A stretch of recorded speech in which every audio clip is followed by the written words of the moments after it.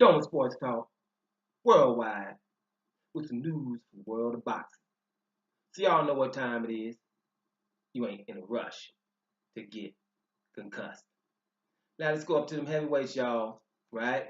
We had that good fight last weekend. You know, Dillian Whyte, decisions. Your boy Joseph Parker, former WBO heavyweight champion. So it was a good dust up. You know, after the fight, people, saying Dillian Whyte wanted bullying them around. I told you, that let me just boom. Didn't I? I told you that that fight I had Joseph Parker up by one. 1 round. I even said that the fact that that was a headbutt in round two and he went down, you got to give it what is the judge is going to give it to 10-8. Can't make up your own rules. But that next round that was close, round three, then I did lean towards Joseph Parker in that round because of knowing what had happened to him. He had lost some points, probably a 3-point swing.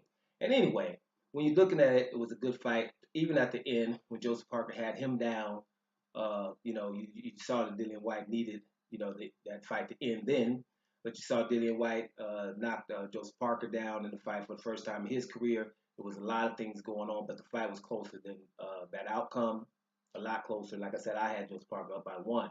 So Joseph Parker's team is thinking about appealing the decision, right? They're thinking about appealing this decision.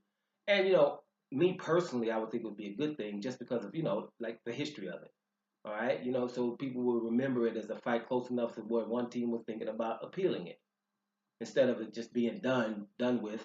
Everybody forgotten it. And it's just like Dillian Whyte beat Joseph Parker because you have to realize one fight is fighting away and everything's go up against him.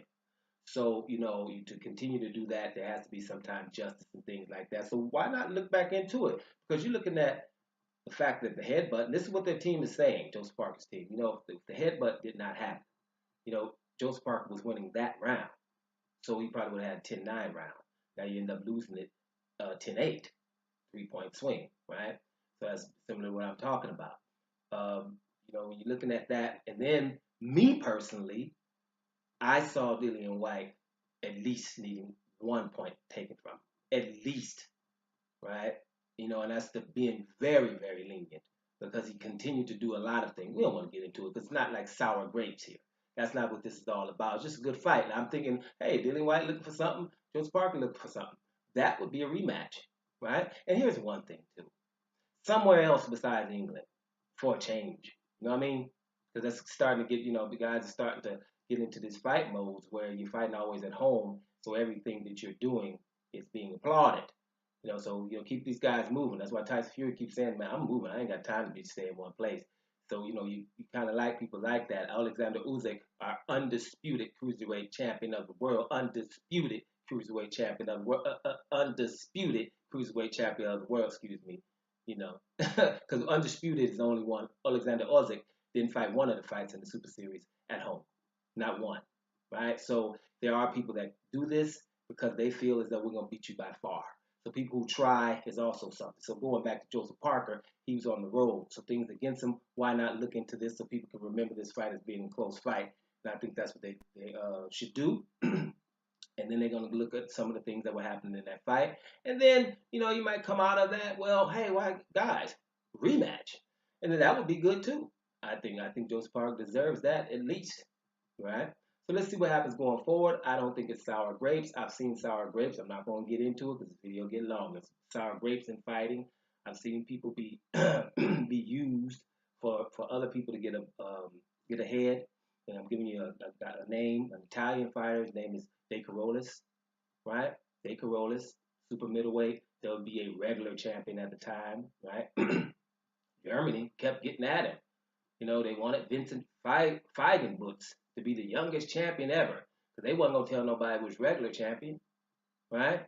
So he would have been the youngest champion ever. So Carlos Sala kept getting this guy from Italy. He didn't beat, Feigenbutz didn't beat him. I think it was a draw the first time. And they brought him back. And then De Carolus won. So then they brought Tyrone Soiga at him. Tyrone Soiga didn't beat him the first time. And then they brought him back again. So Tyrone Soiga finally beat him. Man had to go to Germany about four times. De Carolus. So when he finally got beat, I was just looking at it to see, well, is somebody gonna go to Italy and give him a rematch? No, they'll forget you. right? That's why I did a video back then. We feel with your day Corollas. We feel with your homie, right? And that's what can happen. You know, Joe's Parker's starting to travel, then yeah, look into it to see what happens. And if it's something fishy or if it's close, like I saw it, right, and many other ones, then just rematch. You know, because both of them have that level, both of them have that reputation, both of them deserve to rematch each other and then move on. Let's see what happens. Throwing Sports Talk Worldwide. I'm about to here, y'all.